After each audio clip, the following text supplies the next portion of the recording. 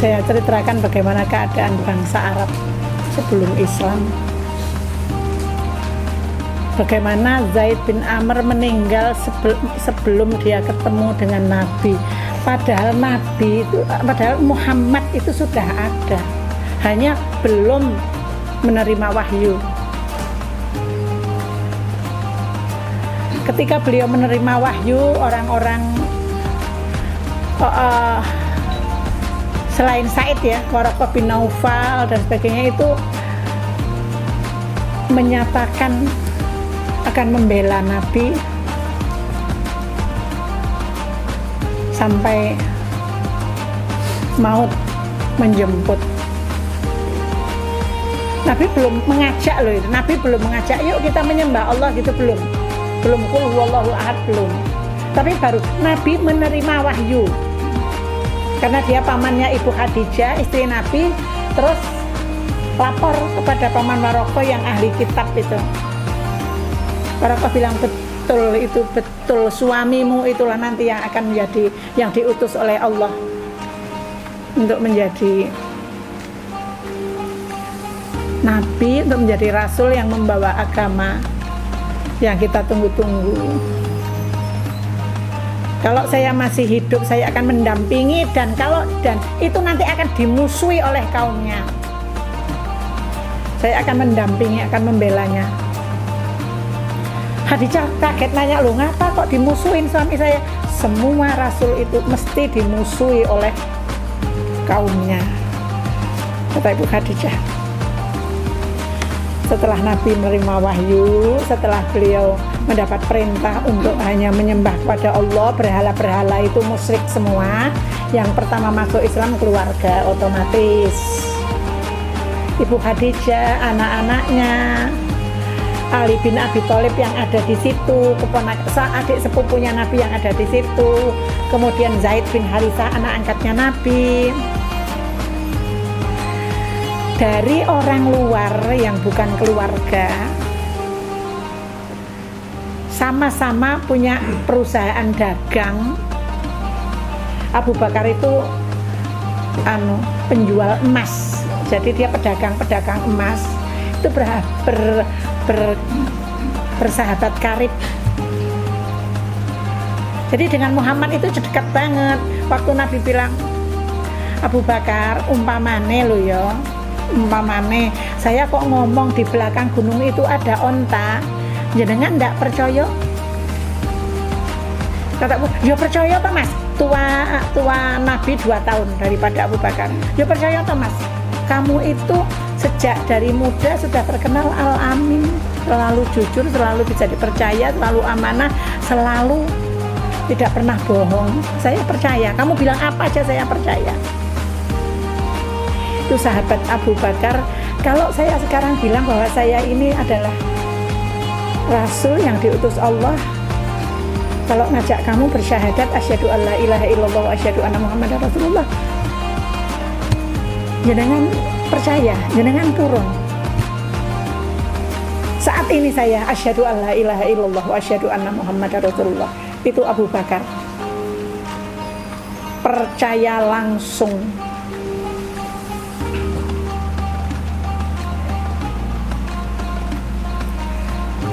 Setelah diketahui Nabi mulai mendakwahkan agama Islam, banyak mendapat tantangan dari orang-orang kafir dan betul-betul dimusuhi.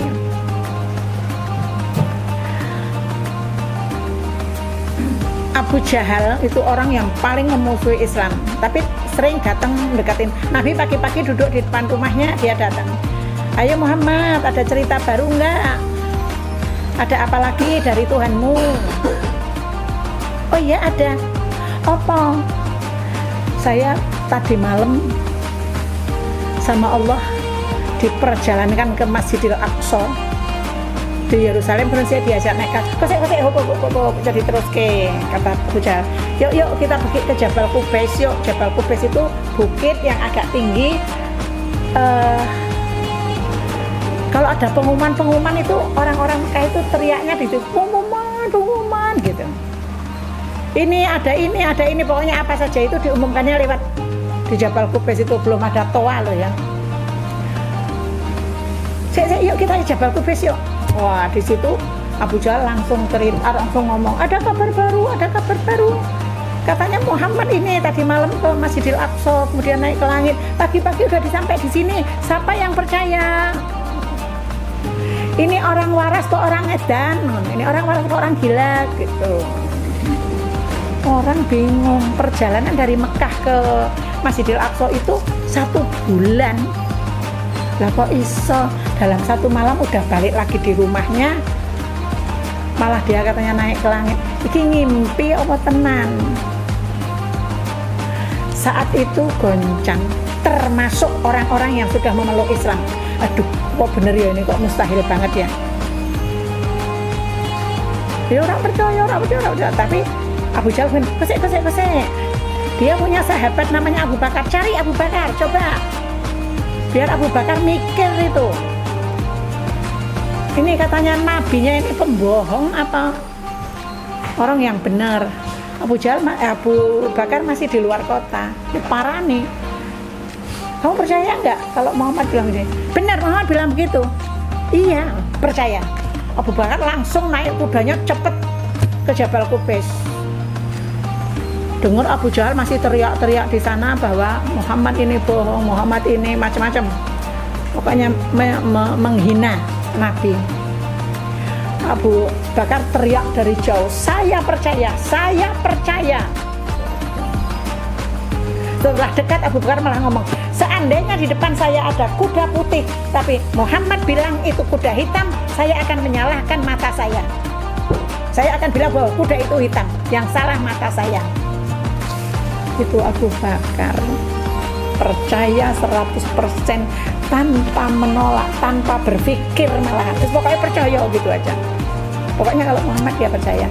Disitulah Abu Bakar ini mendapat gelar As-Siddiq. Abu Bakar As-Siddiq. Apapun yang dikatakan oleh Rasulullah langsung ya. Ketika Abu Bakar ngomong, bahkan kalau di depan saya ini ada unta warnanya putih, tapi Rasulullah bilang itu hitam, saya akan menyalahkan mata saya. Kalimat Abu Bakar yang luar biasa ini membuat orang-orang Islam yang sudah masuk Islam yang ragu tadi menjadi mantep kembali. Abu Bakar saja mantep koyo ngono. Kenapa saya enggak? Saya sudah mantep bersyahadat, maka saya mantep dengan apapun yang diceritakan oleh Rasulullah. Hilang, tadinya udah ragu, apa iya waduh kok biasanya tuh nggak seaneh ini kok aneh banget gitu loh. Saya ingin kasih tahu sedikit, ketika Nabi naik ke atas ke Sidratul Muntaha di depan Allah, langsung Nabi terduduk dengan posisi at-tahiyatul Nabi langsung at-tahiyatul mubarakatus sholawatut thayyibatulillah. Allah menyambut dengan assalamu alayka ayyuhan nabiyyu wa rahmatullahi wa barakatuh. Nabi menjawab assalamu alayna wa ala ibadillahis sholihin. Seketika itu seluruh malaikat itu asyhadu an la ilaha illallah wa asyhadu anna muhammadar rasulullah. Jadi proses bacaan at-tahiyat itu ketika Nabi diangkat oleh Allah ke Sidratul Muntaha. Nabi ketika itu kemudian bercerita, saya di jalan ketemu dengan kafilah dagangnya ini si A. Saya lupa nggak saya tulis namanya. Kafilah dagangnya si A. Untanya ada yang hilang. Kemudian saya temukan, saya cari, saya temukan.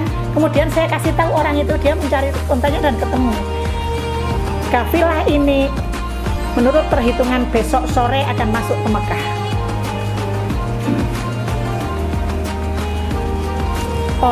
Semua orang Mekah itu ingin membuktikan. Jadi besok sorenya itu banyak yang menunggu kafilah ini di pintu kota. Begitu mereka datang langsung, apa benar untamu hilang di sini? Loh, kok malah gue ngerti? Aku kan belum ketemu siapa-siapa, kata kafilah tadi. Aku belum bilang sama siapa-siapa. Kok kamu udah ngerti kalau unta saya hilang dan ketemu di daerah ini. Baru orang-orang percaya bahwa peristiwa Isra dan Mi'raj itu betul-betul terjadi. Berarti orang ngapusi ki Muhammad. Tetapi nek kon syahadat enggak lah. Kalau suruh ninggalin berhala-berhala Lata Uzza Manat enggak lah. Ya wis lah, memang dia itu ahli sihir. Nah, akhirnya keluarnya Muhammad itu tukang sihir. Bapak Ibu sekalian, sahabat Abu Bakar inilah orang pertama masuk Islam yang kemudian dia mengajak Utsman bin Affan, ngajak Tolhah bin Ubaidillah, ngajak Zubair bin Awam, ngajak Sa'ad bin Abi Waqqas. Ya, orang-orang baik-baik yang mereka itu ragu dengan berhalanya itu didekati. Mereka tuh orang kaya-kaya, pengusaha-pengusaha, sama Abu Bakar didekati ini. Ada Nabi Muhammad, siapa yang nggak kenal Muhammad Al-Amin? Siapa yang nggak kenal? Itu dia membawa baru, kita disuruh menyembah. Ternyata Tuhan kita itu satu, Ahad, Allah. Orang-orang hebat-hebat ini tadi pada masuk Islam karena diajak oleh Abu Bakar.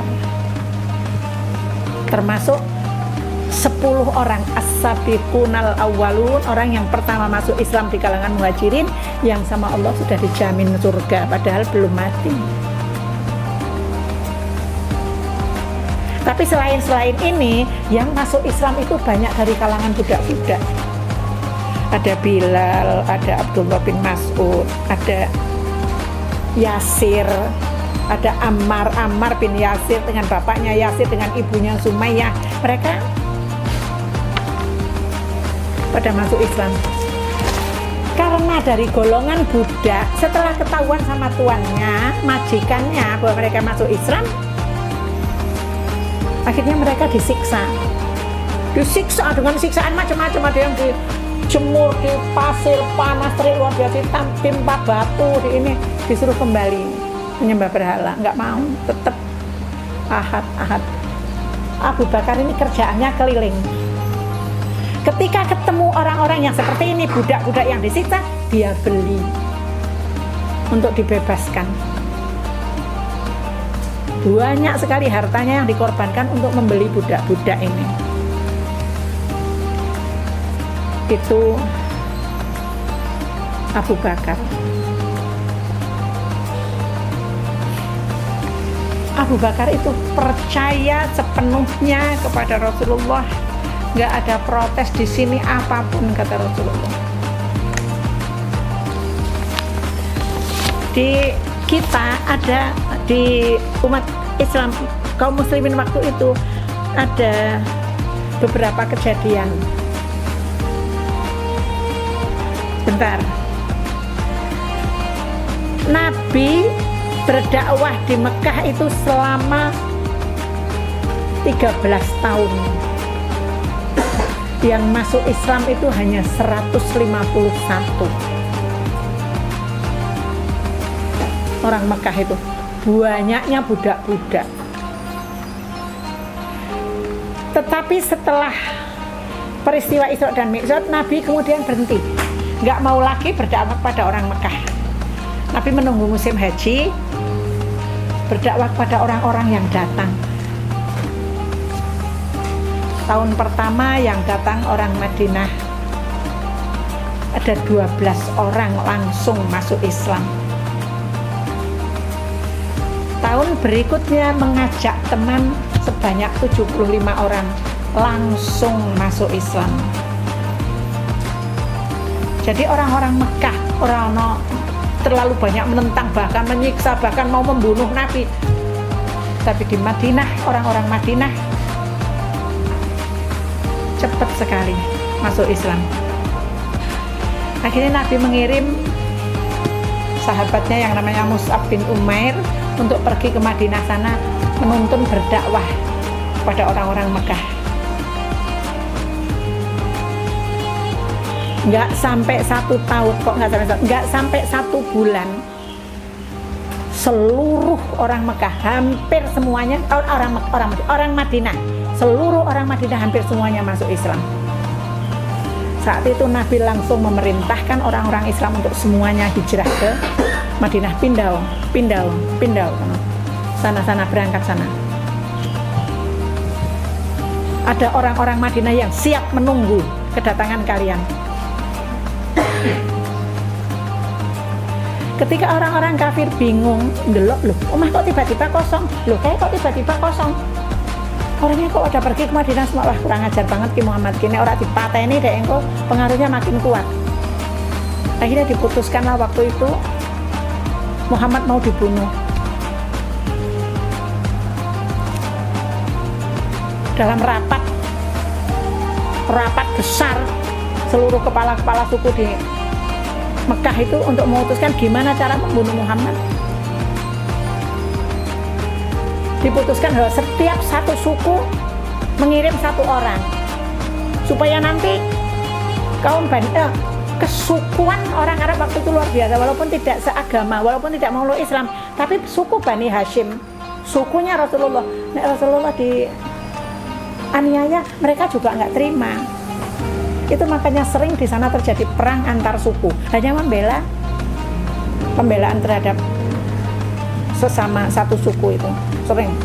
Nah ini supaya Bani Hashim itu tadi nanti tidak nuntut, orang bisa meneh, kita kompak, semua orang mengirim satu orang pemuda yang paling gagah untuk membunuh Muhammad. Kan Bani Hashim kalah kok nek dikeroyok wong sak meneh, segini kan banyak suku. Ketika sedang berlangsung rapat itu, datang perintah, datang wahyu turun, ya Rasulullah, saatnya kamu sekarang hijrah. Siang panas-panas Rasulullah pergi ke rumah Abu Bakar. Abu Bakar wis nembung bolak-balik, aku tak hijrah nggih. Kalau tak hijrah sama Rasul nggak boleh, ojo kowe karo aku. Datang ke tempat Abu Bakar, awanan kok aneh-aneh ya Rasulullah, panasnya kayak gini kok kesini ngapa? Datang perintah hijrah ya Allah, ya Abu Bakar, sama saya ya Rasulullah. Iya. So wenenge Abu Bakar sampai nangis, terima kasih alhamdulillah.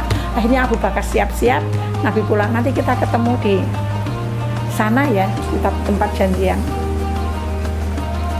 Nabi di rumah siap-siap, nyuruh Ali bin Abi Thalib, kamu tidur di tempat tidur saya ya, selimut saya dipakai, saya mau pergi hijrah.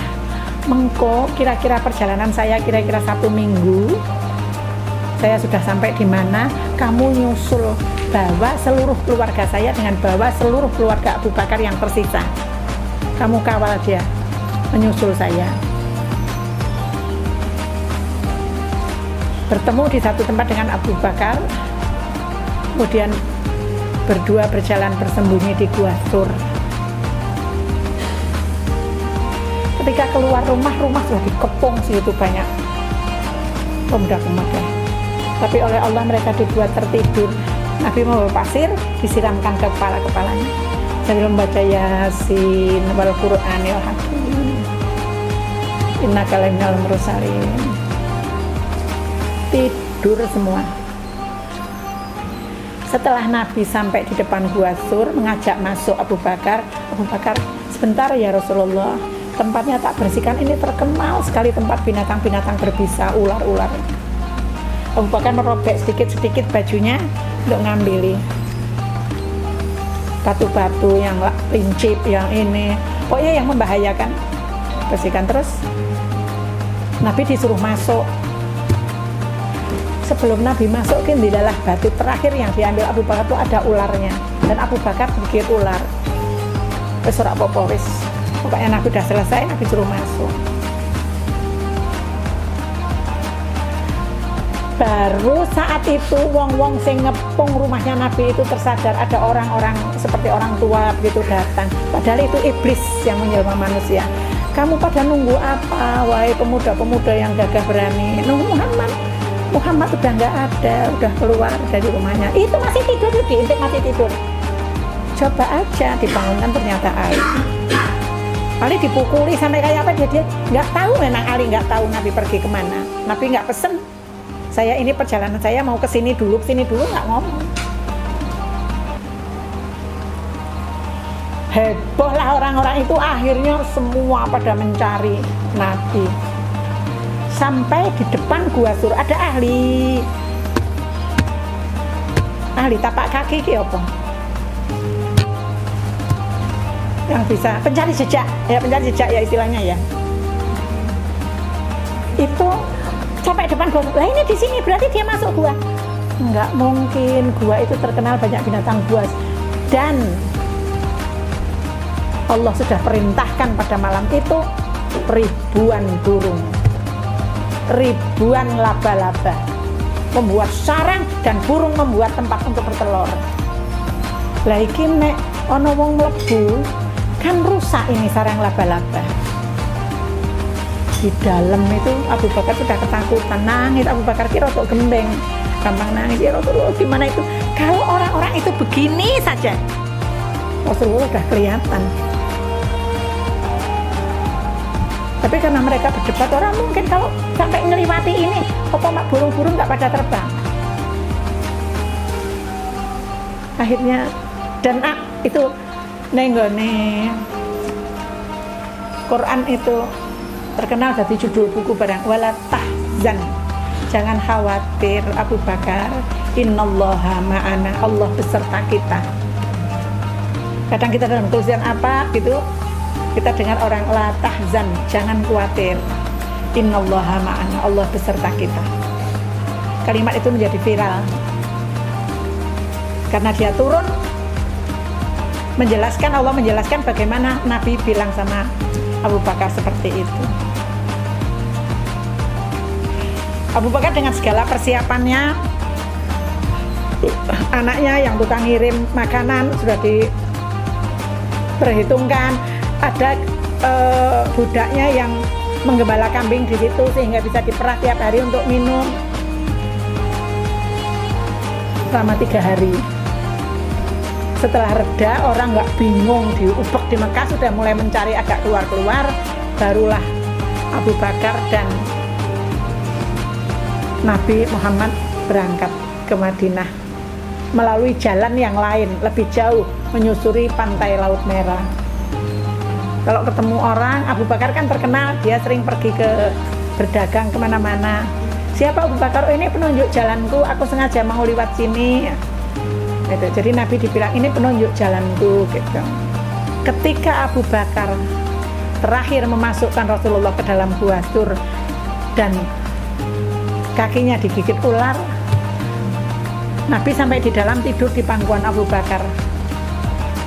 Lama-lama kakinya makin sakit. Ora kuat Abu Bakar menangis, air matanya menetes ke wajah Rasul.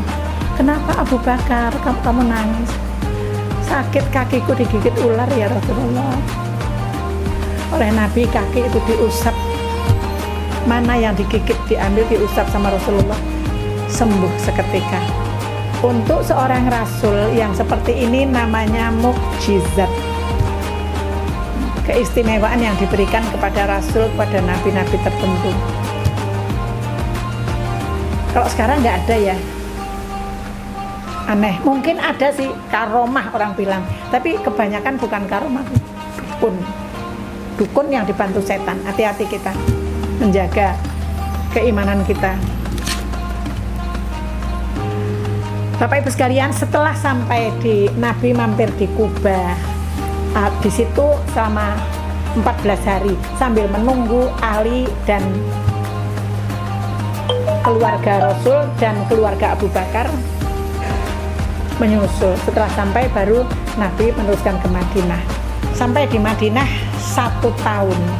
Orang-orang muhajirin itu orang-orang Mekah yang pindah hijrah ke Madinah. Orang-orang Madinah itu orang-orang yang menolong, oleh Nabi disebut orang Ansor, kaum yang menolong. Orang-orang muhajirin ki ora trimo krungu kabar rumahnya diacak-acak, barangnya diambili, dan sekarang ada kafilah dagang yang mau berangkat ke Syam membawa barang-barang milik mereka yang diambil dari rumah-rumah yang kosong tadi. Berangkatlah beberapa orang mau mengambil barang-barangnya, mau cegat di jalan. Si kafilah ini tadi yang dipimpin Abu Sufyan, masih kafir waktu itu bisa mengelak sehingga nggak terjadi perampasan jadi perang. Tetapi begitu mendengar itu, wong kafir Mekah ini marah luar biasa. Akhirnya dia mengirimkan 1000 orang untuk menghabisi Madinah. Nabi waktu itu berangkat menjemput musuh ini hanya dengan 300 orang. Terjadilah perang yang terkenal dengan nama Perang Badar. Badar Kubro. Perang zaman dulu, setelah berhadapan-hadapan, perang tanding dulu. Mana jagomu, mana ini? Keluar tanding dulu begitu. Seperti, ya memang zaman dulu seperti itu. Setelah itu baru perang campur. Di situ kaum muslimin menang. 14 orang Islam yang gugur, tapi dari pihak kaum Quraisy, kaum kafir yang meninggal 70 orang. Dan mereka tunggang langgang. Harta rampasannya banyak, tawanannya 41 orang. Jadi pasukan yang ditawan dari orang kafir itu ada 41. Tahun berikutnya, setahun kemudian, orang kafir nggak puas. Kemarin ini kita salah strategi mungkin ya. Sekarang kita kerahkan semuanya. Berangkatlah 3.000 orang. Nabi membawa 1.000 orang, sudah mulai banyak orangnya. Tetapi di tengah jalan ada 300 orang kaum munafikin. Di Madinah itu ada orang-orang munafik. Orang-orang yang bilang Islam tapi tidak. Dia ngaku dia bersyahadat, tapi sesungguhnya dia tidak Islam, dia pulang. 300, tapi hanya tinggal 700. Sampai di satu tempat namanya Bukit Uhud. Setiap orang yang umroh atau haji mesti diparakin ke Bukit Uhud. Wisatanya itu ke Bukit Uhud. Ada sebuah bukit, Nabi pasang 50 orang di atas bukit, pemanah. Pokoknya apapun yang terjadi, kamu jangan tinggalkan ini. Jangan tinggalkan gunung. Kemudian Nabi menghadapi musuh. Ini gunung, Nabi di sini, ini gunung, Nabi di sini, musuh dari sana. Setelah ini menyerang ke sana. Orang-orang kafir sudah kelihatan kalah, sudah mulai lari. Kalau namanya lari, ben cepet, wabe ditinggal semua. Termasuk baju besi ngebot-bot ditinggal. Lah itu ghanimah, itu rampasan perang. Orang-orang yang di gunung bingung, lah kayak wis do kalah kayak. Ngene awake dhewe ora melu rebutan harta rampasan, kita nggak dapet nanti. Itu kan kalau belum menang, ini udah menang kok. Ayo, banyak sekali itu. Tinggal 7 orang yang di atas gunung. Peristiwa turunnya semua pemanah-pemanah, hampir semua pemanah, tinggal 7 orang ya, dilihat oleh panglima kaum Quraisy yang namanya Khalid bin Walid. Lobang itu, lobang kelemahan itu. Khalid bin Walid pimpinan pasukan berkuda, langsung naik kuda ke sini, balik ke sini. Wong pitu mau dengan gampang dikalahkan oleh 200 tentara berkuda tadi. Nabi neng kene di belakang, dikeroyok orang sedemikian banyak, hanya dilindungi 12 orang. 11 orang Ansor dan 1 orang Muhajirin. Kabeh dorono. Abu Bakar, Umar, Ali, semua sudah ke sana. Kemudian ada yang teriak-teriak, itu musuh dari kamu. Baru mereka lari ke sini. Baru, oh ya Rasulullah piye. Akhirnya balik. Nabi sudah luka parah. Nabi bahkan sempat pingsan. Di sini kena potongan baju besi. Oh, luka parah Nabi. 11 orang yang melindungi Rasulullah itu meninggal semua dari golongan Ansor. Hanya tinggal Tolhah bin Ubaidillah. Nabi jatuh diangkat sama Tolhah, padahal Tolhah itu luka parah. Sini ini kena pedang sehingga sengkleh ini, tulang enggak, sehingga begini. Tapi dia bisa ngeliat Rasulullah dituntun dipepet ke ngene gunung, sehingga hanya menunggu serangan dari depan, dari belakang sudah terganjal oleh gunung ini. Tapi saat itu bantuan dari depan sudah datang. Pada saat itu sahabat Rasulullah yang namanya Mus'ab bin Umair itu yang dikirim ke Madinah pertama berdakwah, itu orang yang ganteng, badannya persis Rasulullah. Apalagi kalau sudah pakai pakaian perang, orang mengira itu. Ketika itu Mus'ab bin Umair memegang bendera. Jadi nek perang zaman biyen nganggo bendera, dia mati terbunuh. Orang yang membunuh teriak-teriak, Muhammad sudah mati, Muhammad sudah mati. Umar dia salah jawab, wah Muhammad masih sama Nabi di stop, jangan. Akhirnya orang-orang Mekah berhenti dengan sendirinya. Mau apa lagi, Muhammad sudah mati kok, tugas kita kan itu, mau kita tujuan kita kan itu, sudah kita mundur. Islam kalah, tetapi orang-orang kafir Mekah tidak membawa tawanan, tidak membawa harta rampasan. Nek menang itu mesti membawa tawanan dan membawa harta rampasan, itu tidak. Mereka pulang, sehingga itu namanya kalah atau tidak. Tapi yo dibanding dengan perang Badar tentu namanya kalah, dah pulang. Baru orang kafir gelo, kenapa kok nggak tak habisi sekalian, mau balik lagi. Nabi saat itu langsung semua pasukan balik, kita jemput semua yang ikut perang Uhud, berangkat semua, luka-luka berangkat. Sangat mustahil membawa orang yang luka-luka untuk kembali perang, tapi Nabi perintah berangkat. Berita itu tersebar, akhirnya orang Mekah di DWW lah. Ternyata berani, mereka sudah ketakutan juga dengan orang Islam yang banyak sekali membunuh dari mereka. Aku nek ngantek maju meneh awake dhewe engko tansaya entek kita pulang. Jadi enggak terjadi perang. Masa pemulihan 2 tahun. Orang-orang Mekah berniat lagi. Ya kumpulkan seluruh keliling Mekah, keliling Madinah itu. Wong-wong sing ora Islam, kampung-kampung sing ora Islam semua diajak mengepung Madinah. Waktu itu mau berangkat menjemput keluar lagi kayak Badar dan Uhud, tapi ada yang memberi saran namanya Salman Al-Farisi. Salman Al-Farisi ini orang bule, maka namanya Al-Farisi. Usul sama Rasulullah, gimana kalau kita buat waktu perang Romawi pernah terjadi, kita buat parit di sekeliling kota yang lebarnya berapa meter, dalamnya berapa meter, pokoknya tidak terlompati oleh kuda, sehingga perang itu terkenal dengan nama perang parit. Nama Salman Al-Farisi ini menjadi nama masjid di ITB Bandung. Jadi dia dianggap insinyur lah, pemikir tentang bagaimana bertahan dalam perang. Dikepung selama hampir 2 bulan, tidak ada bahan makanan masuk, tidak bisa beli. Wong Madinah wis kaliren, habis mulai semua makanan sudah mulai habis. Saat itu yang tidak sudah terpariti ya, ada di sini yang tidak terpariti itu punya kampungnya kaum Yahudi Bani Quraidah. Nabi punya perjanjian damai dengan orang-orang Yahudi di Madinah.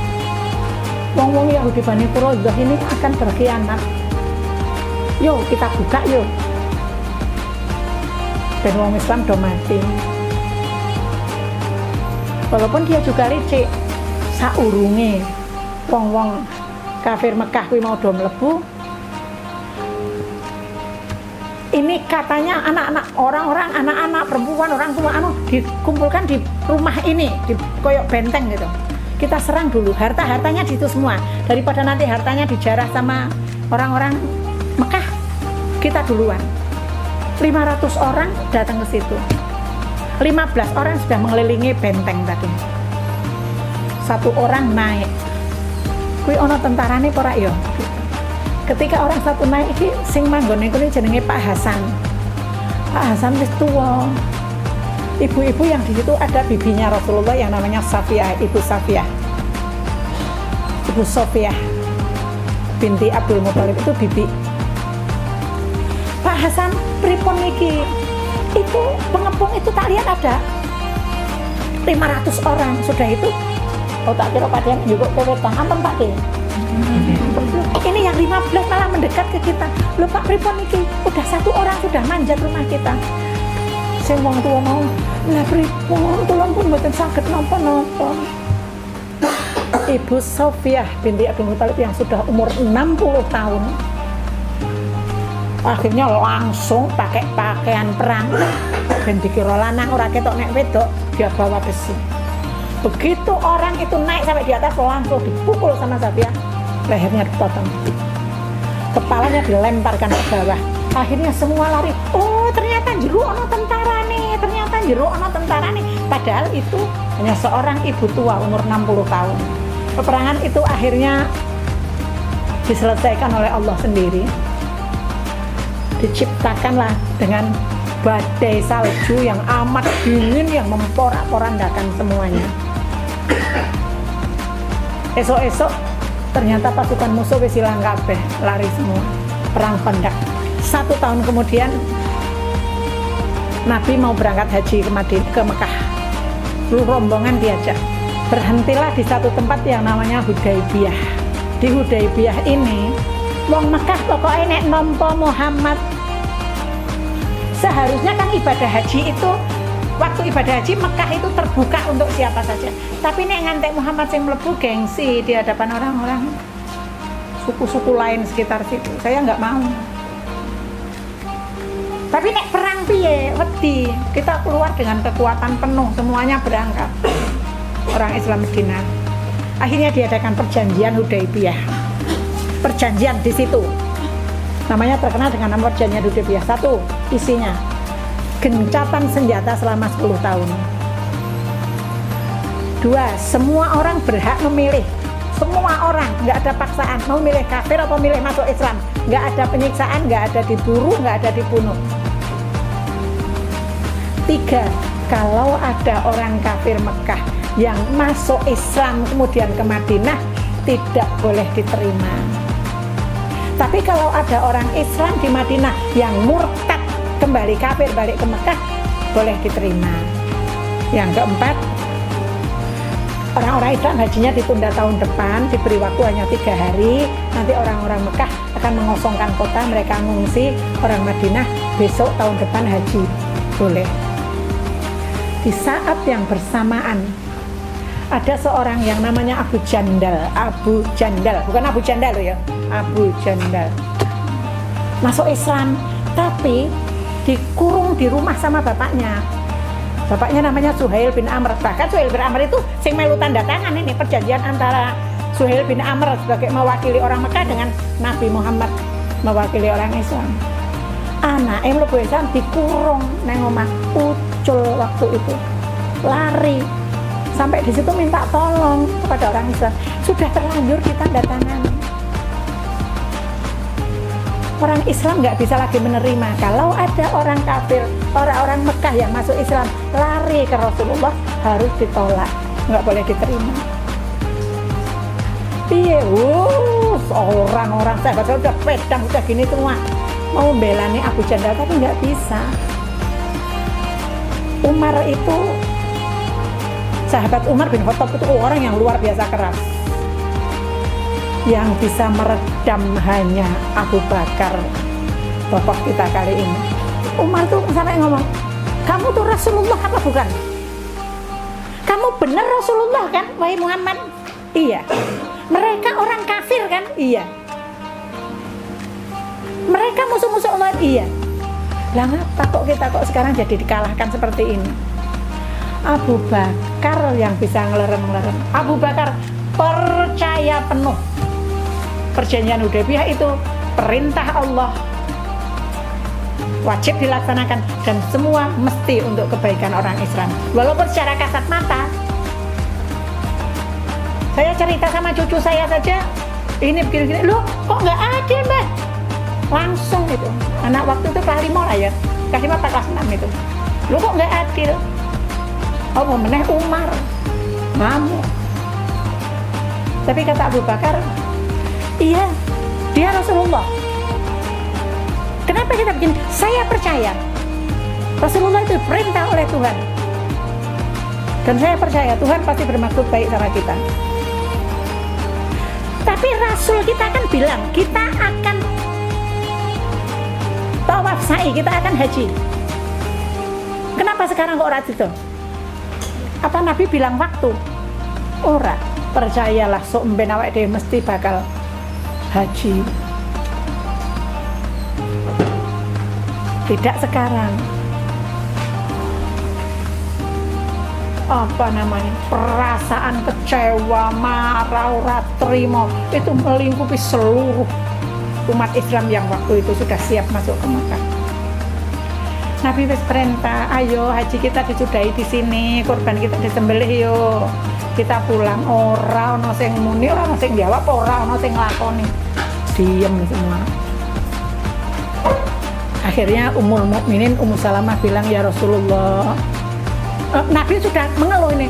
Hai Ummu Salamah, kenapa umatku sekarang jadi pembangkang?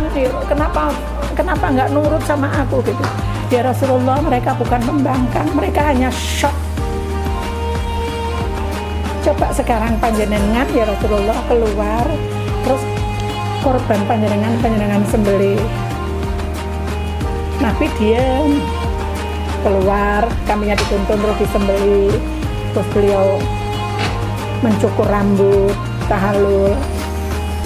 Orang-orang yang lihat semua itu diam semua, diam ngikut, ya terus melaku alon-alon pada menyembelih kambing mereka, menyembelih korbannya. Abu Bakar pada saat yang kritis dia tetap percaya bahwa Rasulullah pasti melaksanakan perintah Allah yang sangat terbaik. Pokoknya mesti sing apik wae wong Islam. Menjelang akhir hayat Rasulullah, beliau mengirim pasukan. Raja Romawi mau menyerang Islam, kita jemput aja ke Syam. Dikumpulkan pasukan Islam. Rasulullah memerintahkan panglimanya itu Usamah yang saya ceritakan kemarin. Anaknya Zaid bin Harithah. Zaid bin Harithah ini gugur di perang Mu'tah. Usamah ini begitu cintanya sama bapaknya. Bapaknya begitu cintanya sama anak. Setiap perang Usamah mesti diajak mendampingi bapaknya. Usamah itu tidak ikut perang hanya Badar dan Uhud karena dia masih terlalu kecil.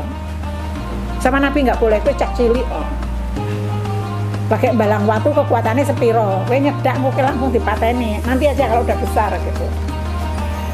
Nabi memerintahkan Usamah yang baru umur 18 tahun. Padahal di pasukan itu ono Abu Bakar, ono Umar, ono Abdullah Abu Ubaidillah bin Jarrah, ada Tolha, ada Sa'ad bin jenderal-jenderal, ahli-ahli perang semua. Dikon mimpin Usamah cah 18 tahun. Tapi baru berangkat, berhenti. Nabi sakit. Usamah dipanggil, tapi Nabi udah nggak bisa ngomong. Nabi hanya angkat tangan begini untuk berdoa. Usamah bilang, saya tahu Rasulullah mendoakan saya. Nabi wafat, akhirnya diangkatlah Abu Bakar jadi khalifah. Tentara sing ngarep mangkat mau kasak kusuk. Sana dong, Umar maju. Bilang, kita jangan dipimpin Usamah, carilah wong sing jenderal-jenderal lebih pengalaman banyak kok dipimpin cah cilik. Akhirnya Umar memberanikan diri menghadap Abu Bakar yang sudah khalifah ini tadi. Oh Abu Bakar, ini suara orang-orang banyak loh, saya cuma menyampaikan. Abu Bakar yang sangat taat dengan perintah Rasul ini langsung jenggotnya Umar ditarik. Kamu mau menyuruh saya menyarungkan pedang yang sudah dihunus oleh Rasulullah? Aku kon nyabut, Rasulullah sudah menentukan panglimanya Usamah, kok aku mbok kon batalke perintah Rasulullah? Ora iso.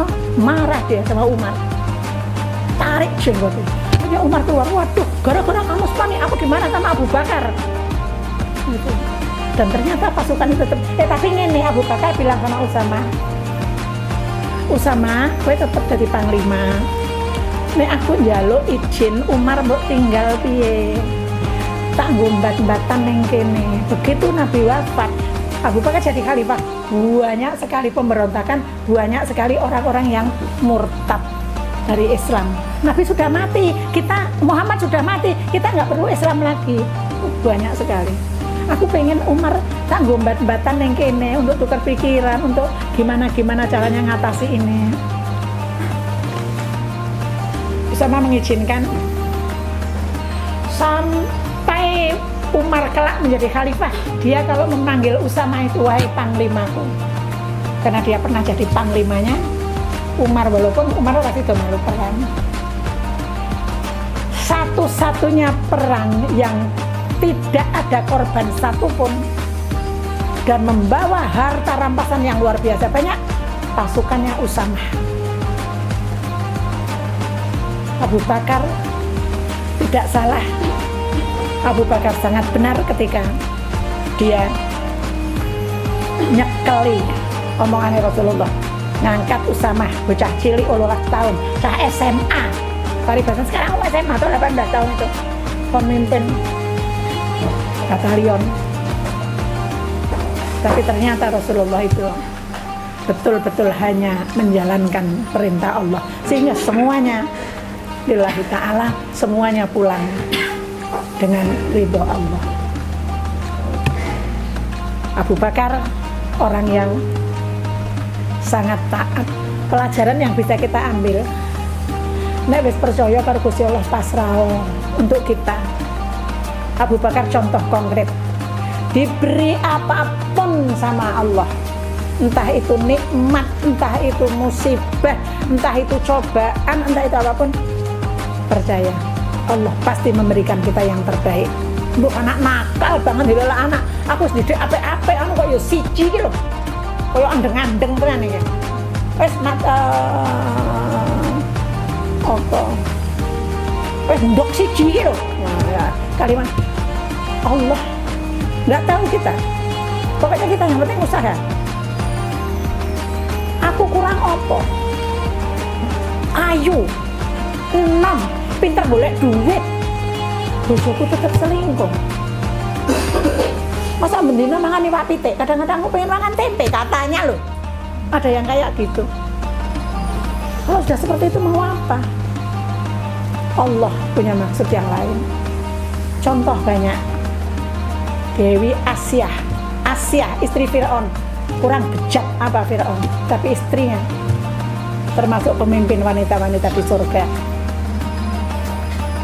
Kurang hebat apa Nabi Lot, Nabi Nuh, dia punya anak yang juga sesat. Dalam situasi apapun, nek wis dibalik ke Allah, kita percaya pasti sepanjang kita sudah usaha keras, pasti Allah akan memberikan yang terbaik. Assalamualaikum warahmatullahi wabarakatuh.